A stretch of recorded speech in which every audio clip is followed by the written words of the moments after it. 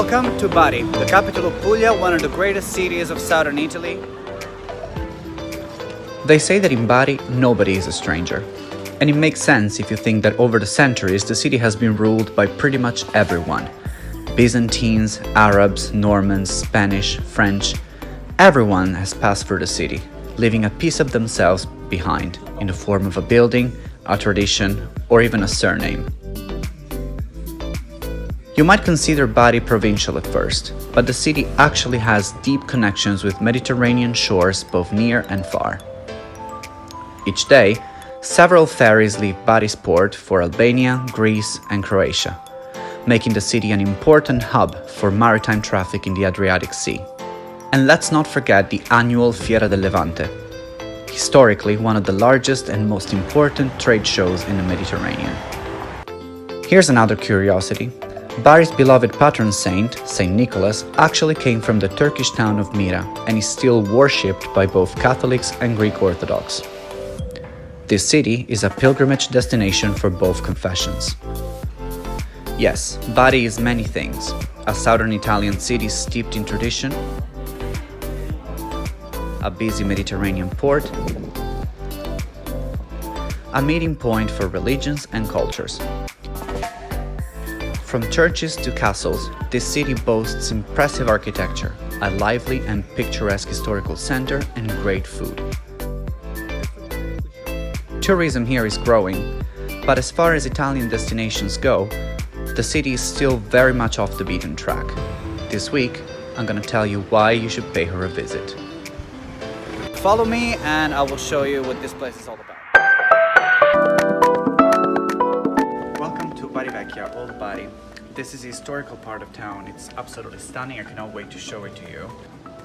Vendors selling freshly made orecchiette on the side of the street, people on balconies having loud conversations with neighbors, clothes hanging outside of windows, and the sensation of not knowing exactly where the street ends and somebody's backyard begins.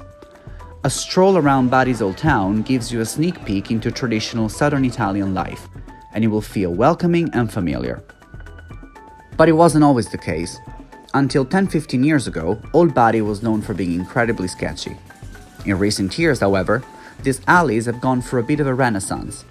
They have been cleaned up and have regained their role as the beating heart of the city.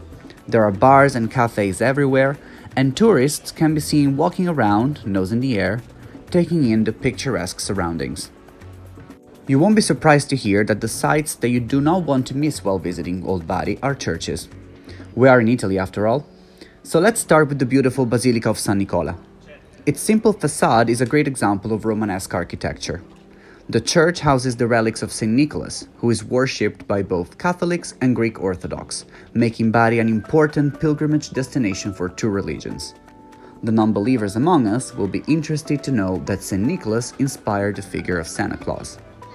The basilica is beautiful, but to me it has nothing on the Cathedral of San Sabino. I absolutely adore its simple white facade and bell tower, and the interior is quite impressive too. As you explore churches and squares, don't forget that Bari Vecchia is best enjoyed getting lost in its maze of alleys. On the edge of the old town lie the majestic Castello Svevo and Bari's seaside boardwalk, which I will focus on next. In the meantime, thank you for watching the very first Neighborhood Watch, and I will see you soon. The Castello Normanno Svevo is one of Bari's main attractions. This huge fortress lies at the edge of the old town, separating it from the city's port. The Normans built the castle on top of the area that once housed the residence of the city's Byzantine governor. In 1155, Bari's population rose against their Norman ruler, and in retaliation, William I, not surprisingly nicknamed the Wicked, completely destroyed the city. It was 1156, and the castle was badly damaged in the clashes. It wasn't until 1233 that Frederick II began the restoration of the building, with the construction of the gate, the vestibule, and the loggia in the inner courtyard. In the 16th century, Isabella of Aragon and her daughter Bonasforza thickened the walls of the fortress and adapted them to the new weapons available to potential attackers, firearms. They also turned the interior into a lavish mansion. In the following decades, the castle was basically abandoned and turned into a prison first and into barracks later. In 1940, renovation began that would eventually transform the building into the museum you can visit today.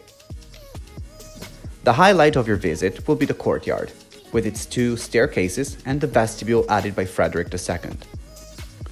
From the courtyard, you can access a room with interesting archaeological excavations and the Gypsoteca with its 130 chalk casts of Romanesque works from landmarks all over Puglia.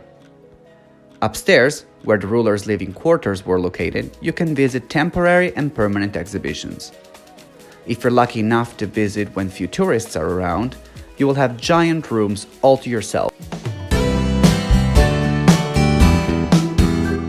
Welcome to Street View. This week we are in Bari, southern Italy, and I'm gonna take you down the Lungomare, the boardwalk, the seaside walk along the Adriatic coast, which is a beautiful walk with lots of beautiful buildings. I hope you enjoy it. Come with me. You can't really say that you've seen Bari until you've strolled down its seafront. Today, we're focusing on the section of the Lungomare closest to the old town. Start off at the Fortino di Sant'Antonio, a small fortress that was once part of the city walls.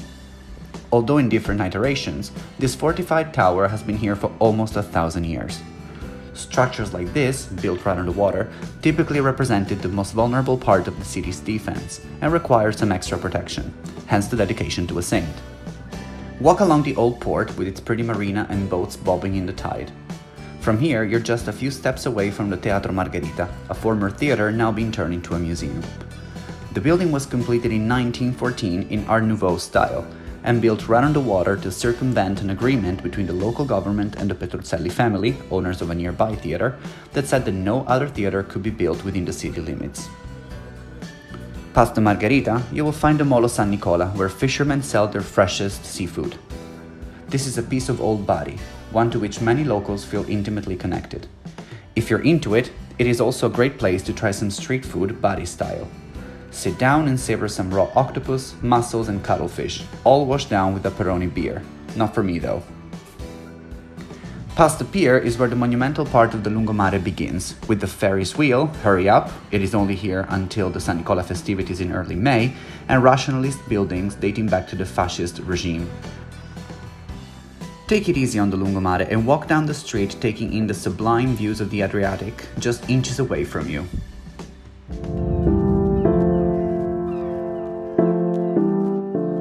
Now that I've told you why you should visit Bari, it's time to tell you how. So here are some travel tips to ensure you a smooth and pleasant visit. First, how to get there. Bari's airport has connections with many European cities, especially through low-cost carriers like Ryanair and EasyJet.